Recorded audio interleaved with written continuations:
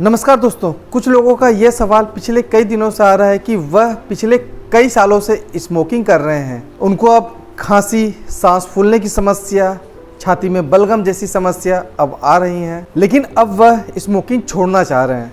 तो वह ये जानना चाहते हैं कि अगर वो स्मोकिंग को छोड़ दें तो क्या उनका जो लंग्स यानी कि जो फेफड़ा है पहले की तरह हो पाएगा कि नहीं। दोस्तों, स्मोकिंग आपके फेफड़े तथा आपकी सेहत के लिए काफ़ी ज़्यादा खतरनाक है। ये तो आप बचपन से ही सुन रहे हैं, लेकिन क्या आप जानते हैं कि ये जो स्मोकिंग है वो आपके लंग्स के साथ धीरे धीरे क्या कर रही है। तो इस वीडियो में हम लोग इसी विषय पर डिस्कस करेंगे कि अगर कोई व्यक्ति पिछले कई सालों से स्मोकिंग कर रहा है तो उसका जो लंग्स है उस पर क्या क्या इफ़ेक्ट आए हैं। अगर वो स्मोकिंग करना छोड़ देता है तो कितने दिनों में उनका जो लंग्स है वो पहले की तरह कार्य करने लगेगा। तो ये वीडियो आप लोगों के लिए लाभदायक हो सकता है। इस वीडियो को आप बिना स्किप किए लास्ट तक जरूर देखें। हेलो नमस्कार, मैं आशीष आपका स्वागत करता हूं आपके अपने यूट्यूब चैनल हेल्थ फ्लक्स में। जैसा कि आप जानते हैं कि चैनल स्वास्थ्य से संबंधित चैनल है। इसके अंदर आप लोगों को स्वास्थ्य से संबंधित सारी जानकारियाँ दी जाती हैं, जैसे आपको किस बीमारी में किस प्रकार की मेडिसिन खानी है, उसके इफ़ेक्ट क्या है, साइड इफ़ेक्ट क्या है, इसके बारे में बताया जाता है। साथ साथ कुछ ऐसे इन्वेस्टिगेशन के बारे में बताया जाता है जिसको अगर आप करवाते हैं तो आप अपने बीमारियों के ग्रेड के बारे में आसानी से जान सकते हैं। कुछ ऐसे लाइफस्टाइल चेंजेस के बारे में बताया जाता है जिसको अपनाने पर आप अपने लाइफ को और भी बेहतर बना सकते हैं। तो देर न करते हुए जो भी स्वास्थ्य से संबंधित वीडियो देखना पसंद करते हैं, मेरा उनसे रिक्वेस्ट है कि मेरे चैनल को आप जरूर सब्सक्राइब करें। साथ में बेल आइकन दबा के ऑल पे क्लिक करना ना भूलें, जिससे मेरी जो आने वाली नई वीडियो है उसकी नोटिफिकेशन सबसे पहले आप लोगों तक आसानी से पहुंच जाए। तो देर न करते हुए आते हैं टॉपिक पर। स्मोकिंग से निकलने वाले धुएं के अंदर लगभग 4000 से ज़्यादा केमिकल होते हैं जो आपके फेफड़े के नॉर्मल सेल्स को कैंसर सेल में बदल सकते हैं।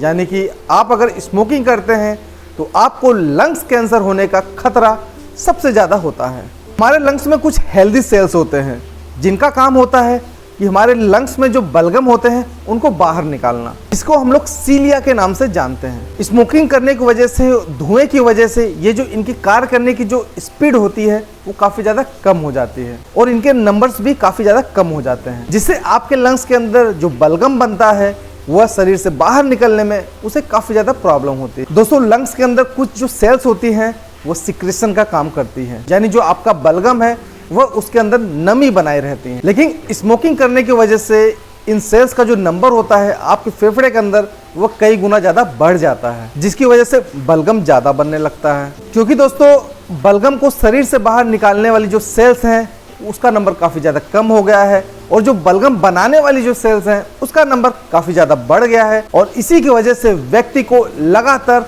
खांसी आती रहती है। दोस्तों, ये जो आपके हेल्दी सेल्स होते हैं उनको अगर नुकसान पहुंचता है तो एक COPD नामक बीमारी होती है, जिसके अंदर मरीज की जो सांस होती है वो काफ़ी ज़्यादा फूलने लगती है। कोई भी अगर वो हल्का सा भी वर्क करते हैं तो उनकी सांस फूलने लगती है। दोस्तों, आप समझते हैं कि अगर आप स्मोकिंग करते हैं तो आपको किन किन परेशानियों का सामना करना पड़ सकता है। अगर आप स्मोकिंग करते हैं तो आपके फेफड़े के अंदर बलगम काफ़ी ज़्यादा बनेगा और इरिटेशन होने की वजह से आपको बहुत ज़्यादा खांसी आएगी, जिसको हम लोग स्मोकिंग कफ कहते हैं। दोस्तों, ज़्यादा बलगम बनने के कारण हमको बार बार थूकना पड़ता है और इस वजह से कैंसर होने के जो चांसेस हैं वो काफ़ी ज़्यादा बढ़ जाते हैं। इसकी वजह से चेस्ट के अंदर पेन, खांसी में खून, खांसी में बलगम, सांस का फूलना, चक्कर आना, इन सब तरह की परेशानियाँ आने लगती हैं। जैसा कि मैंने आप लोगों को पहले बताया था, स्मोकिंग करने से COPD नामक बीमारी भी हो जाती है। इसके अंदर मरीज की सांस काफ़ी ज़्यादा फूलने लगती है। आइए दोस्तों, अब समझते हैं जो इस वीडियो का मेन टॉपिक था, क्या सिगरेट यानी कि स्मोकिंग छोड़ने के बाद आपके लंग्स पहले की तरह हो सकते हैं। आइए जानते हैं इसके बारे में।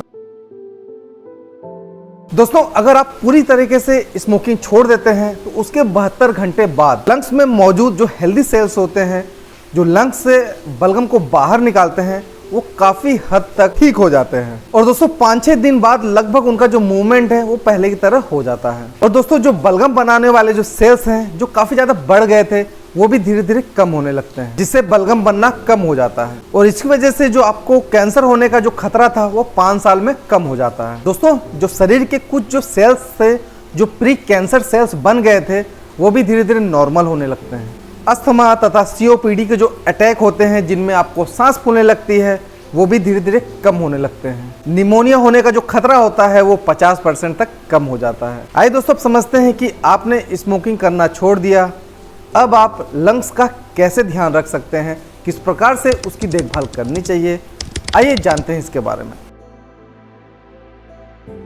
दोस्तों, अगर आपने स्मोकिंग छोड़ दी है तो सेकेंड हैंड स्मोकिंग को भी आपको छोड़ना पड़ेगा। हर साल आपको निमोनिया तथा फ्लू का वैक्सीन लगवाना पड़ेगा। अगर डॉक्टर ने आपको सीओपीडी के लिए इनहेलर्स दिए हैं तो उसका इस्तेमाल आपको रेगुलरली करना है। और दोस्तों, सबसे जरूरी बात यह है कि साल में एक बार आप अपना चेकअप जरूर करवाएं। दोस्तों, अब मैं उम्मीद करता हूं कि आप समझ गए होंगे कि ये जो स्मोकिंग है आपके लिए क्या क्या खतरा पैदा कर सकता है। लेकिन अच्छी बात यह है कि अगर आप स्मोकिंग को समय रहते छोड़ देते हैं तो ये आपके लंग्स को दोबारा रिपेयर कर सकता है। दोस्तों, मैं उम्मीद करता हूं कि ये वीडियो आप लोगों को पसंद आया होगा, तो इस वीडियो को आप ज़्यादा शेयर करें, जिससे आपके जो जानने वाले हैं वो भी अगर स्मोकिंग को छोड़ना चाहते हैं लेकिन वो सोचते हैं क्या उनका लंग्स फिर से दोबारा काम कर पाएगा, तो ये वीडियो उनके लिए ही है, उन्हें आप जरूर शेयर करें। और दोस्तों, इस वीडियो को आप लाइक करना ना भूलें। इसी प्रकार की स्वास्थ्य संबंधित वीडियो देखने के लिए मेरे चैनल को सब्सक्राइब करना ना भूलें।